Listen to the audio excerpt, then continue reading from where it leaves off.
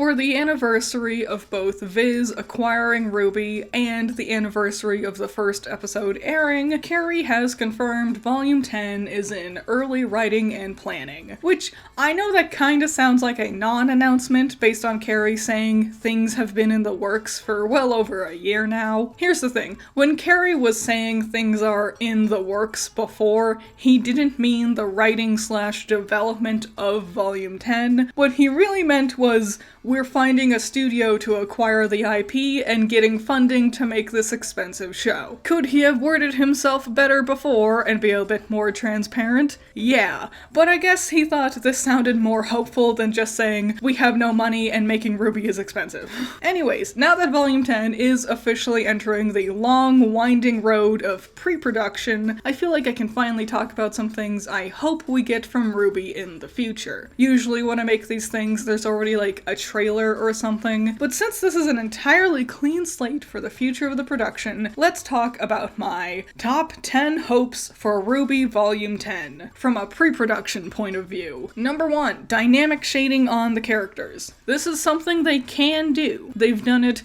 several times in the show, and it always looks really cool. It's just that usually they don't play around with it, giving every scene at best a very flat feeling to it, or at worst, this really ugly, not impressive, ugh, god.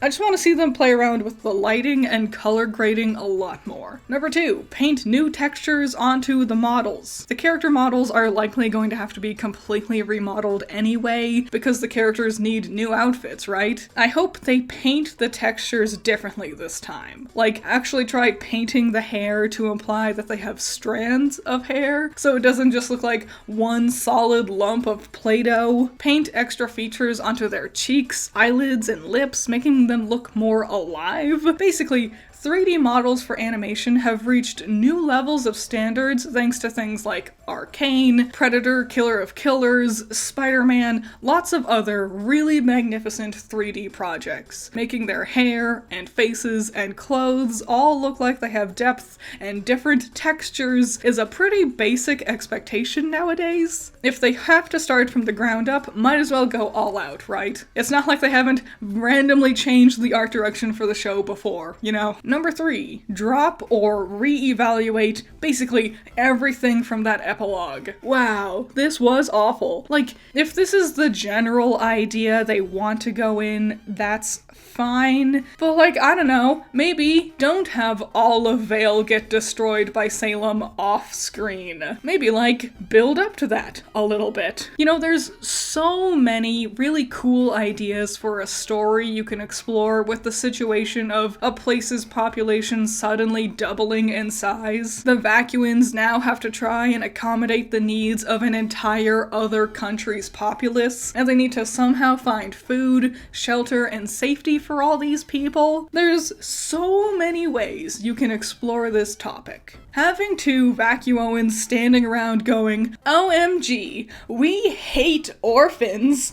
and throwing things at a small child is not one of them. It's just goofy and stupid. Series of unfortunate events got away with it because it's a dark comedy. The absurdity of people hating orphans is literally the punchline of the joke. It does not work with your action anime that's trying to be dramatic and serious. Number 4, just show us the Summer Maiden and tell us what the relics do already. 10 friggin' volumes, and we're still in the dark about half of our main plot's important MacGuffins. The time for big reveals is over. Similarly, the main cast need to like actually sit down and really decide on how they're planning on beating Salem. They can't just keep having beat Salem as a vague chore they'll handle later. They have to actually start my wrist popped. They have to actually start forming an idea of the final plans for the story's conflicts. They got all up in arms because Ozpin didn't have a plan, but they haven't come up with anything either. They need to come up with at least an idea, okay? Number 5, give Team RWBY agency of the plot, not the villains. They fall into the same pitfall every volume. The heroes sit around playing bodyguard and doing nothing except waiting for the villains to show up. And it's fair failed spectacularly for them by this point. Have the heroes being the ones taking the initiative, and have the villains trying to chase after them. Make your main characters feel more proactive. Don't just have them mill around generally guarding the idea of a relic. They have to be doing something. Number 6, make Vacuo cool. They have to build all of Vacuo entirely from the ground up anyways. You could really play around with the visuals of the desert. Fantastical oases, maybe made out of water dust. Giant dried up bones from some long forgotten creature. Towering mountains that are shaped in unique ways to act as noteworthy landmarks. Atlas had very little personality out in the tundra. It sorta makes sense with Atlas's militaristic mindset, but it also made the show look very boring. We've had amazingly cool places like Foreverfall, the floating gravity islands, the ruins in Emerald Forest. Let's try to live up to the show's own coolness from before, right? Number 7, start wrapping up the story. I don't think this can be the last volume. I think they've definitely planned on too much story for this to be the finale, but clearly we have to start wrapping things up soon, right? I think the story realistically has only 2 to 3 volumes left, and quite frankly, I'm worried it won't get to reach that far. I know the show has a precedence that we spend 3 volumes in one kingdom before moving on, but let's be real. Volumes 4 through 6 could have definitely been condensed to 2 or maybe even 1 volume. And it sucks because I've been waiting for ages to see Vacuo. I've wanted to see this place ever since the very beginning. But I think it would be best if we expedited our time here and started wrapping up the story. Number 8, consider a remaster, not a reboot. So many people babble endlessly about rebooting the show, but it's just because they're expecting something like Full Metal Alchemist Brotherhood, as if a reboot will magically get rid of all of the specific plot points they specifically don't like, and the writers will magically change the entire story and characters just to cater to them. Ooh, if they reboot it, they can get rid of Bumblebee and make Blake X Sun canon instead. Ooh, if they get a reboot, we could have it so Beacon never fell. Ew, if they reboot it,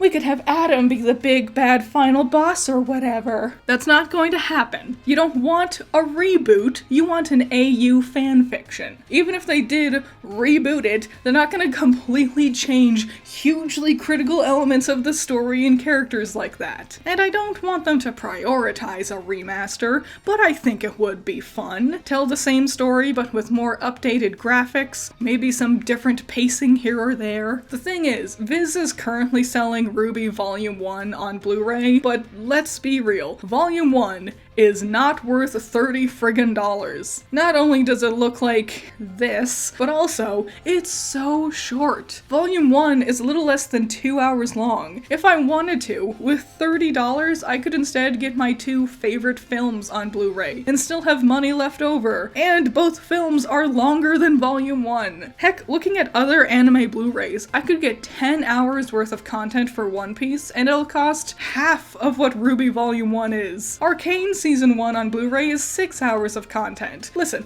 I love RWBY, and I am very nostalgic for Volume 1, but 2 hours of content that looks like this is not worth $30. But if they remastered it, not only would this be a neat way to see them go back and touch up some of these animations, but also, that might make it actually worth that price tag. I want them to finish the story, but I wouldn't be opposed to a remaster. Number 9, some of these characters need to fix their style. Cut off Weiss's hair. The braid looks terrible. I think she would look fantastic with a really short pixie cut. Chop off her hair. Give the Aesops some personalized outfits. I don't want them to keep their uniforms because they're boring. Let's show off some more of their personality. The Happy Huntresses too, but I think it's a bigger issue with the Aesops. Restyle Blake's hair. Give it more curls. I also think she would look cute with like straightened out bangs. Also, this teaser art has an earring on her cat ears. Do that. It's so cute. Give Nora an outfit outfit that shows off her really cool scars. Restyle Jean's hair so it's less banana-y. I think Ren would look really good with his hair tied up in a bun. Give Team Sun and Coffee new outfits, please. If Team Funky can get upgraded clothes, so can these characters. Please, for the love of God, put Yang in yellow. Look at this outfit.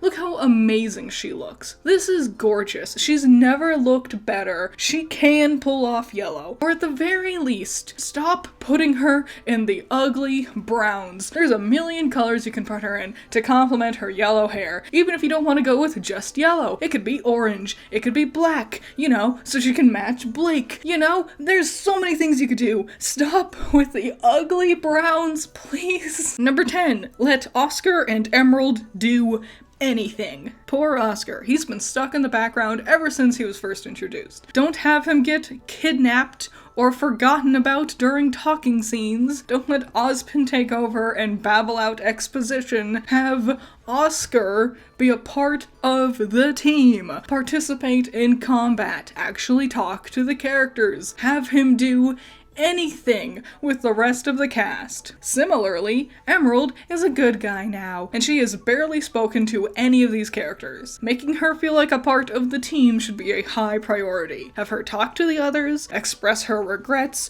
grow closer, bond. It's one thing to have a character switch sides. It's another thing to have that character actually become a trusted ally. You know, just because Zuko decided to leave the Fire Nation, that doesn't mean he was immediately best friends with everybody. We need life-changing field trips with Emerald, just like the life-changing field trips with Zuko. It'd be cool. And that's it. My top 10 things I want them to focus on as they enter pre-production. What do you want to see from the show? Remember, it's still going to be a long while until we actually start to see actual animation or anything. I hope they become more transparent about what stage of the process they're on as they start working on things. But yeah, it's going to be like another year maybe, if I had to guess. We got lots of time to speculate on our thoughts and theories for the future of RWBY and Volume 10. Shout out to my $10 patrons, you're all amazing. Andrew, Valhalla Knight, Chamomile, Classy Critic, Genital War Thunder,